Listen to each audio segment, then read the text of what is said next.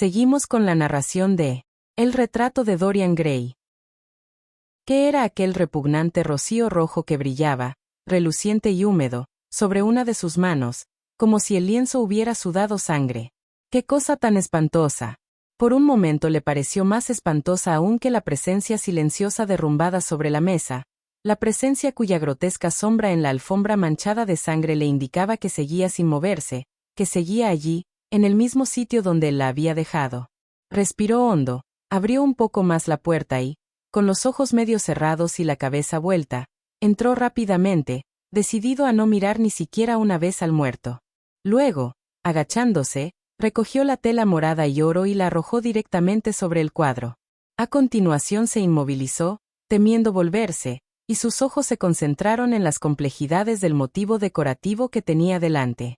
Oyó cómo Campbell entraba en el cuarto con la pesada caja de caoba, así como con los hierros y las otras cosas que había pedido para su espantoso trabajo. Empezó a preguntarse si Basil Hallward y Alan se habrían visto alguna vez y, en ese caso, qué habrían pensado el uno del otro. Ahora déjame, dijo tras él una voz severa. Dorian Gray dio media vuelta y salió precipitadamente, no sin advertir que el muerto había vuelto a apoyar la espalda contra la silla y que Campbell contemplaba un rostro amarillento que brillaba. Mientras descendía las escaleras oyó cómo la llave giraba por dentro en la cerradura. Hacía tiempo que habían dado las 7 cuando Campbell se presentó de nuevo en la biblioteca. Estaba pálido, pero muy tranquilo. He hecho lo que me habías pedido que hiciera, murmuró. Y ahora, adiós. Espero que no volvamos a vernos nunca. Me has salvado del desastre, Alan. Eso no lo puedo olvidar, dijo Dorian Gray con sencillez. Tan pronto como Campbell salió de la casa, subió al ático. En la habitación había un horrible olor a ácido nítrico. Pero la cosa sentada ante la mesa había desaparecido.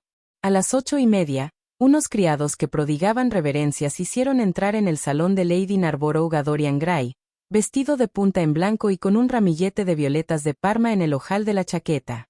Le latían las sienes con violencia, y se sentía presa de una extraordinaria agitación nerviosa, pero sus modales, cuando se inclinó sobre la mano de su anfitriona, tenían la misma elegancia y naturalidad de siempre. Quizá uno nunca se muestra tan natural como cuando representa un papel. Desde luego, nadie que observara aquella noche a Dorian Gray podría haber creído que acababa de vivir una tragedia comparable a las más horribles de nuestra época.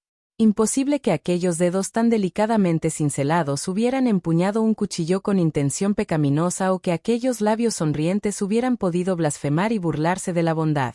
Él mismo no podía por menos de asombrarse ante su propia calma y, por unos momentos, sintió intensamente el terrible júbilo de quien lleva con éxito una doble vida.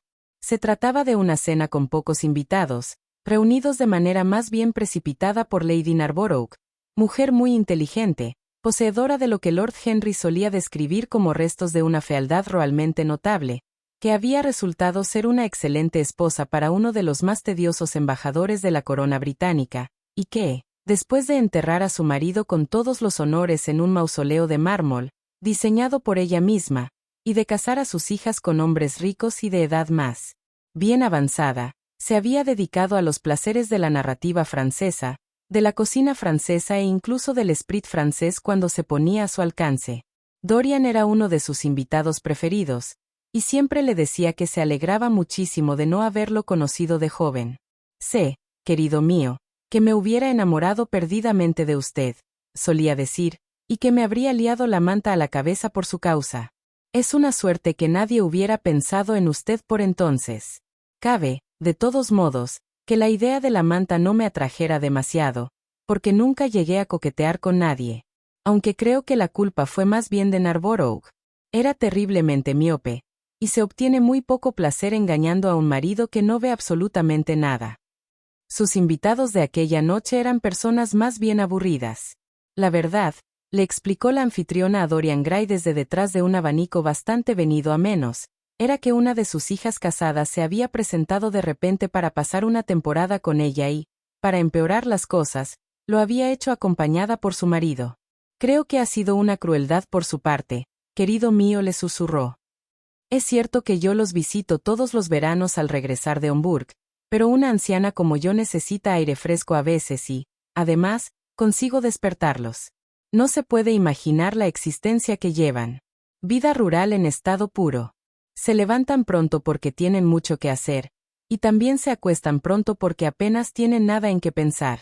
No ha habido un escándalo por los alrededores desde los tiempos de la reina Isabel, y en consecuencia todos se quedan dormidos después de cenar. Haga el favor de no sentarse junto a ninguno de los dos. Siéntese a mi lado. Dorian murmuró el adecuado cumplido y recorrió el salón con la vista. Sí, no era mucho lo que cabía esperar de aquellos comensales. A dos de los invitados no los había visto nunca, y los restantes eran Ernesta Rowden, una de las mediocridades de mediana edad que tanto abundan en los clubs londinenses y que carecen de enemigos pero a quienes sus amigos aborrecen cordialmente. Lady Ruston, una mujer de 47 años y de nariz ganchuda, que se vestía con exageración y trataba siempre de colocarse en situaciones comprometidas, si bien, para gran desencanto suyo, nadie estaba nunca dispuesto a creer nada en contra suya, dada su extrema fealdad.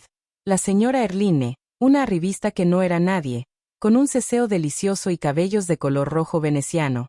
Lady Alice Chapman, la hija de la anfitriona, una aburrida joven sin la menor elegancia, con uno de esos característicos rostros británicos que, una vez vistos, jamás se recuerdan, y su marido, criatura de mejillas rubicundas y patillas canas que, como tantos de su clase, vivía convencido de que una desmedida jovialidad es disculpa suficiente para la absoluta falta de ideas. Espero me acompañes en la siguiente. No olvides suscribirte.